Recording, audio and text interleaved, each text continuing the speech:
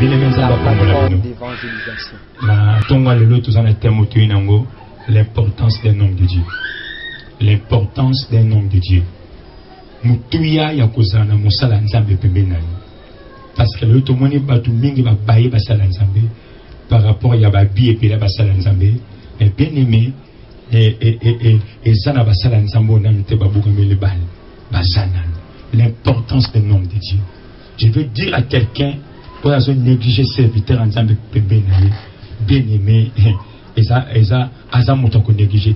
Au bien la vie okoki koboya blog mosusu maintenant bitumbeyaka oko comprendre kaza mutuya batoko la docteur avocat pasteur soit prophète serviteur basa batoko négliger et na kata bible bien-aimé ezana histoire moko teinga makasi mingi et teinga makasi et j'ai vu que un homme de Dieu a n'importe qui ça l'importance d'un homme de Dieu. Je me souviens un jour avant Nzambe à un ministère. Mais tant que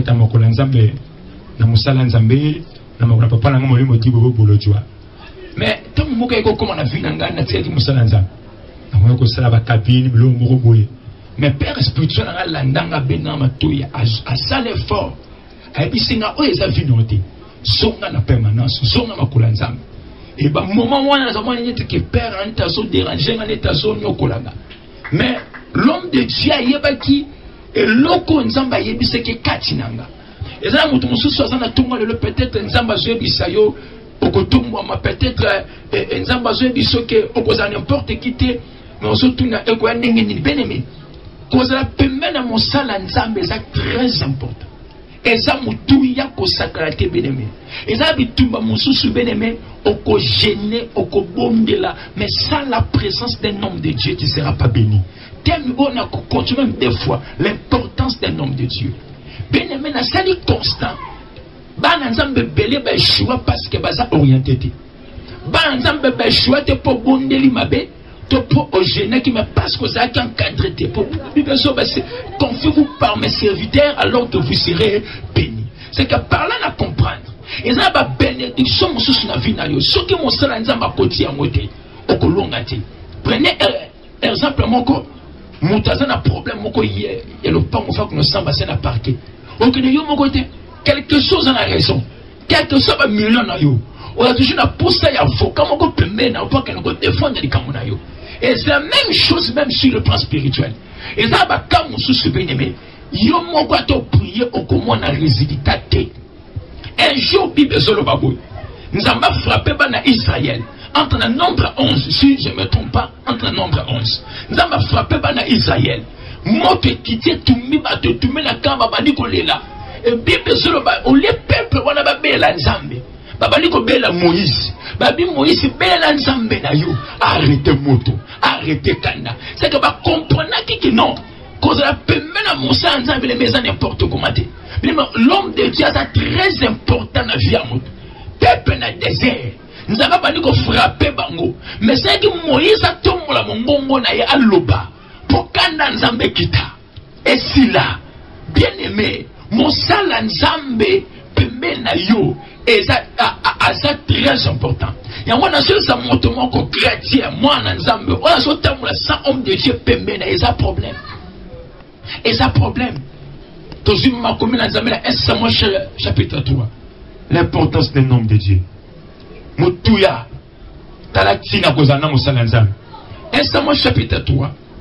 Pour gérer les temps, nous allons plus.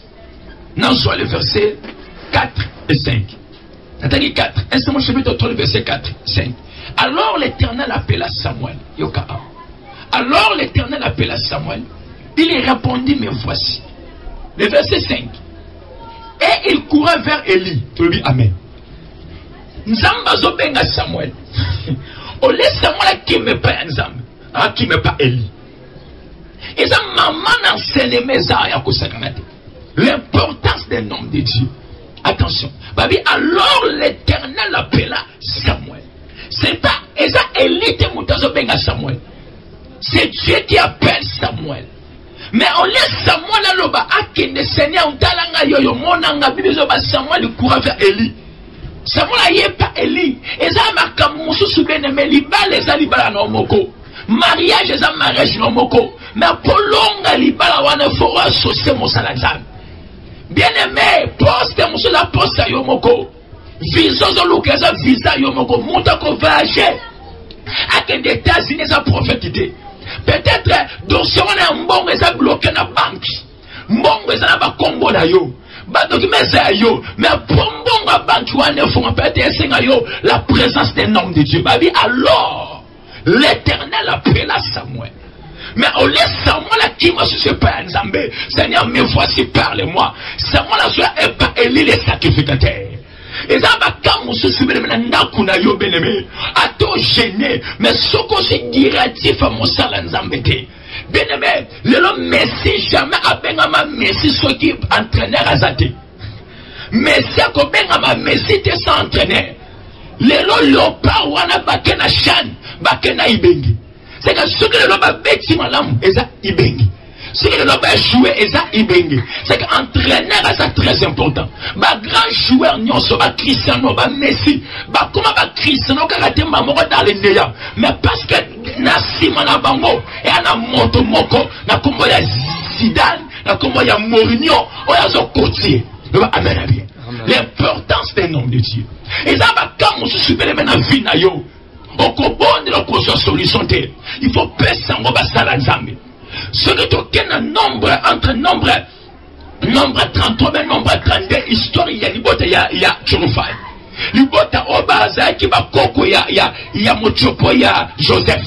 Bazaki na bomengo le papa Churufai bazaki na mbongo. Mais après toujours basi. Mais quand on confie famille et sur mon mengo nyonso. Ba botuli yango et bana ba luki ba chef de famille entre nombre 30 et nombre 33 si je me trompe pas Bible solo ba di bota Churufai ol leur papa il était tellement riche azaki na mbongo ko sakanate azaki na ba mwamba ba meme mais tant a kofi famille et junior so pourquoi parce que Churufai na kote ki bana basi mobali azaki te et selon loi et époque ce que mon bel à la famille, c'est que bozo mérité de côté la richesse de la famille. C'est que la famille à papa, soit non comme à to batante. Si on tant tu le fais d'akoufi, famille est subi l'okonyos. Et bana oba bani ko luka ba yeba. Pour nini richesse à papa la bango. On les va bénéficier en haut. On les a la bango et son la famille. Tant on va louker ma chef à famille. Babi eza bisoté. C'est la loi de Moïse. Le va amène bien. Le va amène bien. Babi eza bisoté. C'est la loi de Moïse. Bon, bano kakabité et kosuka boité. Bango pe ba louki Moïse. Et Bible soloba Moïse sous abonde les amati sangomba. A louki nzambe. Tant Moïse a prié, Nzamba a péché ordre de Moïse. Yebisa ba chef de famille ya Churufai. Baba na bana ya tata mosi na bango. C'est que baba ni bango na bango autrement dit Kinchudi. Mais tandis que n'importe Moïse, Kinchudi les a qui autorisé te, exerce les a qui autorisé te. Je bien même tant ko kamana mo salanzan, makambo libote ba mona rate yoko monango. Nous avons péché ordre de Moïse. Yebisa bango baba na bango pourquoi? Pour richesse et somba. La présence d'un homme de Dieu. Et nous sommes directement dans 1 Samuel chapitre 3. Tout le monde nzamba zo benga Eli, a benga Samuel. Babi alors l'Éternel appela Samuel. Dans le verset 4 on dit alors l'Éternel appela Samuel. Il répondit mais voici, il coura vers Eli et il dit mais voici quand tu m'as appelé. Amen bien. Mais voici quand tu m'as appelé. En réalité, ce n'est pas Eli Moutabengaki Samuel. C'était Dieu qui a appelé Samuel. Pourquoi? Parce que avant Samuel a yeba mongongo nzambe. Il faut d'abord Samuel a maîtriser mongongo ya Eli. Et ça interdit moi na yo à maîtriser mongongo tata moi si kolga mongongo na yo. Parce que Samuel ne savait pas Dieu. Samuel ne savait pas Dieu. Les seuls moyens que Samuel pouvait découvrir Dieu, il faut qu'il passe par Élie le sacrificateur. Il y a un moment où bien aimé. Moi, je suis botami. Ava benga ba kombo nyonso, kombo ya tante, kombo tata mwasi, kombo liboso benga kombo papa. Aïe aïe aïe. Parce que c'est le père qui est le porteur de la sémence. Babi allié pas Élie le sacrificateur, car tu m'as appelé. Élie a dit non, on a la bengioti. Ngana bengiote. L'importance d'avoir un homme de Dieu. Mutuya, si na kozana musalanza. Yo baina ba salanza. Yo baina ba prophète. Yo baina ba pasteur. Bien aimé ko baye musalanza beti. Po ba salanza me baza manate na makambo wana. Nzamba bengi bango na musala wana. Nzamba bengi bango benemi. Na man azaki na nyonso. Mais pas bika. Il sera akuta na prophète. Pas azaki mokonzi. Na ba pété. Mais pas bika. Il sera akuta na homme de Dieu. La présence d'un homme de Dieu. L'importance d'un homme de Dieu. Et tout le monde est Samuel. Nzamba obenga ke pas Élie le sacrificateur. Pourquoi? Parce que Élie a yeba ki mongongo nzambe. Parce que Élie a yebi comment nzamba fonctionnaka. Makamuna pe ezosenga oluka basala nzambe. Yaya longo ko me makamuna yo moko okolemba okobela AVC luka na basala nzambe. Associé basala nzambe. Luka basala nzambe le Luka basala nzambe. Pour nzamba libérer peuple naïe en Égypte. Et c'est un qui a utilisé homme de Dieu qui s'appelle Moïse. Amen. Bien-aimé, qu'on néglige mon salan zambete. Qu'on néglige mon salan zambete. Peuple va comme il besoin ajouter pour pas traverser par la qui limité. Et c'est un chose qui ainsi dit l'Éternel. Après son ordre. Bah comme il besoin la ville à Jéricho. Tout ça qui fermé. Ça demandait la présence d'un homme de Dieu à Yokanza avec son orientation. Abiboko ça tout à vie. Mais ça la présence mais ce qu'on néglige mon salan nzambe omikangi. Et ça va quand mon souci benemi okobonda yo moko. Nzambe akoyoka yo. Koko gêné nzambe akoyoka yo. Mais il y a des problèmes na vie moi nzambe na vie chrétien. Il faut associer mon salan nzambe. Et moto azo bonde na mon salan nzambe. Moto azo encadré par un homme de Dieu. Moto azo orienté par un homme de Dieu. Et quand mon ami c'est que c'est 10 ans, et que je réponds à un mois. Ensuite, de ma réponse. Alors l'Éternel appela Samuel. Et Samuel, il courra vers Élie le sacrificateur. Et car tu m'as appelé. Et chose grave. Ma camonza m'a appelé à Samuel. Et tel élite. Et ça pour l'intérêt, il y a Samuel. Et ça pour l'intérêt, il y a Samuel. Mais pour intérêt à Samuel comme intérêt. Il faut que Elia tient-moi le loup. Amen.